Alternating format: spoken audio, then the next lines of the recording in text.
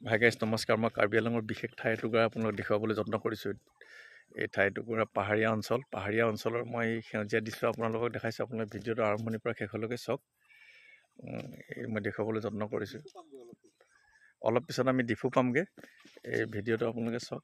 মই নামি ফালে ভিডিঅ'টো কৰিছোঁ।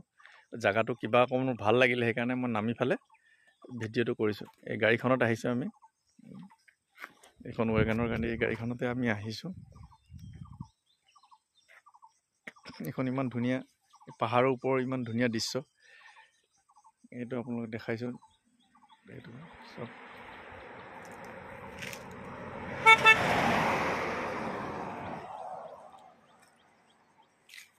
ভিডিঅ'টো আৰম্ভণিৰ পৰা শেষলৈকে চাব।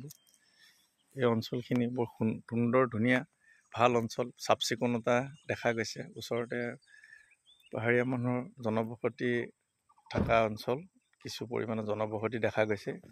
মই ভিডিঅ'টোত যিখিনি পাৰিছোঁ আপোনালোকক দেখুৱাইছোঁ। ভিডিঅ'টো আপোনালোকে চাব।